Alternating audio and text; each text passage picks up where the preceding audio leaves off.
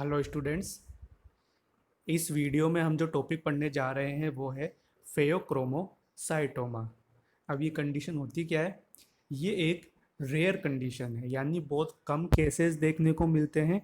दूसरा, ये क्या होता है, ये एक ट्यूमर होता है और कौन से नेचर का होता है? बिनाइन नेचर का। दो तरह के ट्यूमर होते हैं, बिनाइन एंड मेलिग्नेंट। तो जो बिनाइन ट्यूमर है, बिनाइन ट्यूमर तो एक ही पार्ट में प्रेजेंट रहता है, दूसरी जगह स्प्रेड नहीं होता है। बट मेलिग्नेंट क्या होता है, दूसरी जगह स्प्रेड होने लग जाता है। तो जो फेयोक्रोमोसाइटोमा के ट्यूमर्स हैं ये बिनाइन नेचर के होते हैं और कहाँ पाए जाते हैं? मोस्टली एड्रीनल मेडुला में। जो एड्रीनल ग्लैंड है जो किडनी के ऊपर पाई जाती है, जिनको सुप्रारीनल ग्लैंड भी बोलते हैं। तो जो एड्रीनल ग्लैंड है उसका जो मेडुला पार्ट है, ओके, उसमें इस तरह के ट्यूमर पाए जाते हैं। और कौन सी सेल्स में देखने को मिलते हैं? क्रोमेफिन सेल्स। जो एड्रीनल मेडुला पार्ट है उसमें जो क्रोमेफिन सेल्स पाई जाती हैं उनमें बिनाइन ट्यूमर हो जाते हैं, तो उस कंडीशन को क्या बोलते हैं? फेयोक्रोमोसाइटोमा। अब ये जो नाम है फेयोक्रोमोसाइटोमा क्यों बोल रहे हैं इसको? क्योंकि जो क्रोमेफिन सेल्स हैं इनको फेयोक्रोमोसाइट्स भी बोला जाता है, इसलिए इस कंडीशन का नाम क्या है? फेयोक्रोमोसाइटोमा। ओके। नेक्स्ट वन, अब बात कर लेते हैं अपन क्रोमेफिन सेल्स के बारे में। क्रोमेफिन सेल्स होती क्या है? तो जो क्रोमेफिन सेल्स हैं ये न्यूरो एंडोक्राइन सेल्स होती हैं। यहाँ पे जो न्यूरो और एंडोक्राइन, इस तरह की ये जो कॉम्बिनेशन वाली सेल्स होती हैं, ओके।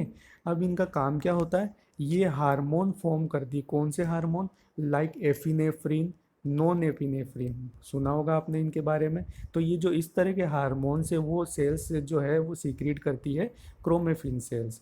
जो क्या फंक्शन कंट्रोल करते हैं? Like heart rate, blood pressure, blood sugar level, इस तरह के फंक्शंस जो हैं ये हार्मोन्स कंट्रोल करते हैं, जो केटाकोलामाइंस हार्मोन्स होते हैं। ओके। तो अगर क्रोमेफिन सेल्स में ट्यूमर होगा तो क्या कंडीशन देखने को मिलेगी? इन हार्मोन्स का लेवल इंक्रीज हो जाएगा, ब्लड में इनका सीक्रीशन इंक्रीज हो जाएगा, ठीक है। जिस वजह से हार्ट रेट, ब्लड प्रेशर, ये जो ब्लड शुगर लेवल है ये भी बढ़ने के चांस होंगे ब्लड में। Okay. So do you understand phaeochromocytoma condition क्या होती है? कि ये एक बिनाइन ट्यूमर होता है जो एड्रीनल मेडुला की क्रोमेफिन सेल्स में देखने को मिलता है। ओके। नेक्स्ट पॉइंट है, it occurs at any age but peak incidence is between 40 to 50 years of age. ये कंडीशन हर एज में देखने को मिल सकती है, बट मोस्टली जो इंसिडेंस देखने को मिलते हैं वो कब देखने को मिलते हैं? 40 से 50 साल की एज में। ओके। अब बात करते हैं इसकी कॉजेज़ की। तो जो इसकी मेन कॉज है वो अननोन है, बट इसमें जेनेटिक फैक्टर्स रिस्पॉन्सिबल होते हैं, जो जीन्स होते हैं। मीन्स अगर पेरेंट्स में इस तरह के जीन्स प्रेजेंट है तो वो जब ट्रांसफ़र होंगे तो चांस होगा कि ये कंडीशन बच्चों में हो सकती है। ओके। तो इसलिए जेनेटिक फैक्टर्स यहाँ पे रिस्पॉन्सिबल होते हैं।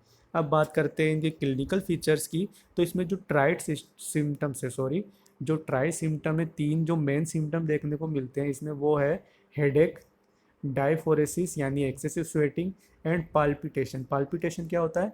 कि एकदम से जो है फास्ट बीट होता है, हार्ट जो फास्ट बीटिंग करता है, तेज़ी से धड़कता है, उसको बोलते हैं पाल्पिटेशन। ओके।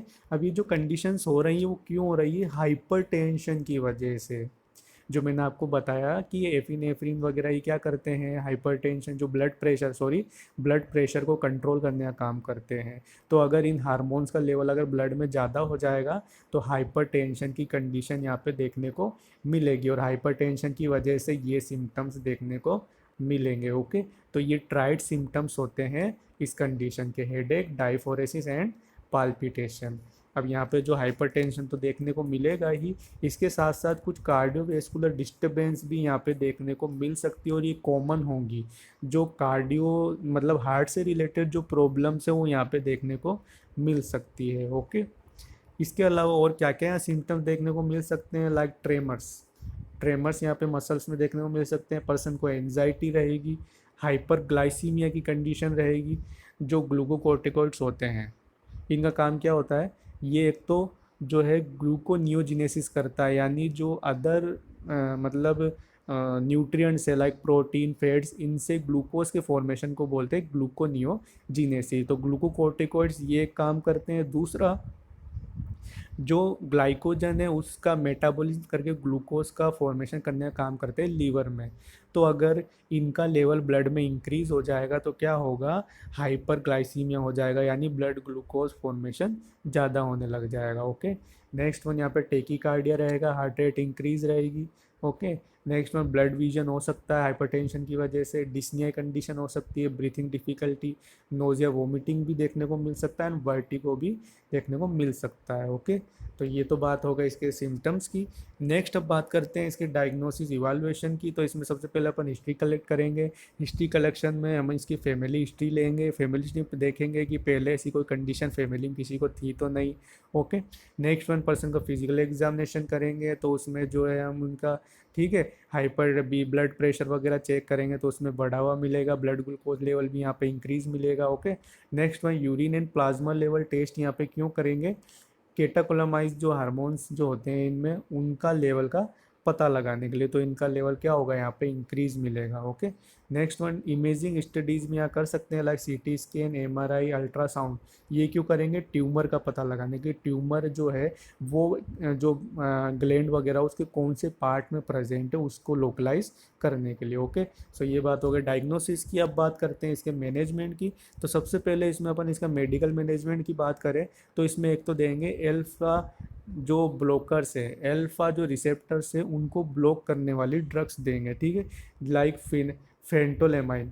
ये ड्रग्स क्या करती हैं, ये जो एल्फा रिसेप्टर्स होते हैं उनको ब्लॉक करने का काम करती है, जिससे सीधा क्या इफेक्ट पड़ता है, हाइपरटेंशन कंडीशन रिलीव होती है, ब्लड प्रेशर कम होता है। ओके, दूसरा जो है स्मूथ मसल रिलैक्सेंट्स यहाँ पे दे सकते हैं लाइक सोडियम नाइट्रोक्लोराइड। ये ड्रग्स क्या करती हैं, दोनों मिला के ब्लड प्रेशर को कंट्रोल करती है। ओके, नेक्स्ट वन, अब जो इसका जो मैनेजमेंट है वो इफ़ेक्टिव और प्रॉपर मैनेजमेंट यही है, सर्जिकल मैनेजमेंट करना।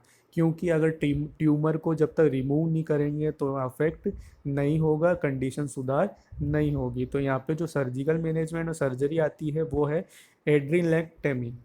ठीक है, इस सर्जरी में क्या करते हैं कि जो एड्रीनल ग्लैंड में जो ट्यूमर हुआ है उसको रिमूव कर लेते हैं, उस प्रोसीजर को क्या बोलते हैं, एड्रीनलेक्टेमी। ओके, अब इसके नर्सिंग मैनेजमेंट की बात करें तो सबसे पहले यहाँ पे जो है हमें ईसीजी चेंजेस को मॉनिटर करते रहना है। क्यों, क्योंकि अगर यहाँ पे एक बात ये होगी कि अगर मान लो हम ये सब सर्जरी की बात कर रहे हैं तो सर्जरी के बाद क्या होता है कि ट्यूमर रिमूव कर दिया, तो ट्यूमर में क्या है, क्रोमेफिन सेल्स है, तो क्रोमेफिन सेल्स के जो पार्ट रिमूव होगा उस वजह से आफ्टर सर्जरी क्या होगा कि जो इन हार्मोन्स का सीक्रेशन भी कम हो जाएगा, लाइक जो हार्मोन्स यहाँ पे प्रेजेंट थे उनका हार्मोन का सीक्रेशंस कम हो जाएगा। तो क्या होगा, इस वजह से high blood pressure, heart rate इनके भी डिक्रीज होने के चांस होंगे, कम होने के चांस होंगे। इसलिए ईसीजी चेंजेस को कंटिन्यू मॉनिटर करना है, आर्ट्रियल प्रेशर को भी देखते रहना है, फ्लूइड एंड इलेक्ट्रोलाइट बैलेंस को भी यहाँ पे देखना है। Okay,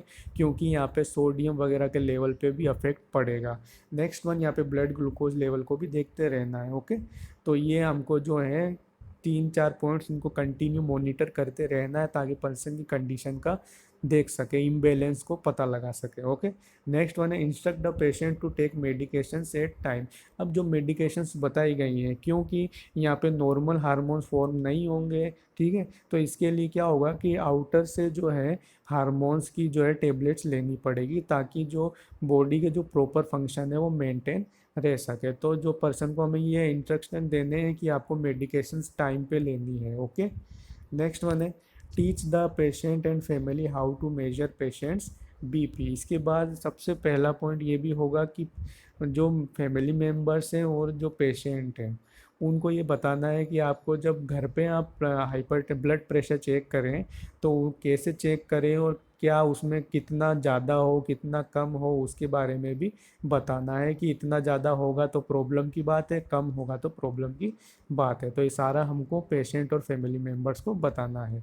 next one, refer to home care nurse if indicated. अगर मान लो फैमिली मेम्बर्स या पेशेंट खुद से अपनी केयर करने में सक्षम नहीं है तो यहाँ पे होम केयर नर्स प्रोवाइड करानी है। ओके, और लास्ट वन है give encouragement and support to patient. अब जो पेशेंट है सर्जरी के बाद क्या होगा कि उसको बहुत सा इमोशनली सपोर्ट की ज़रूरत होगी, एंजाइटी जो होगी उसको रिलीव भी करना पड़ेगा। तो इसलिए पेशेंट को हमें इंकरेजमेंट करनी है और सपोर्ट देना है। ओके, तो ये बात हो गई इस कंडीशन की। अगर आपको इसमें कोई भी प्रॉब्लम हो तो आप कमेंट करके पूछ लीजिए। Thank you.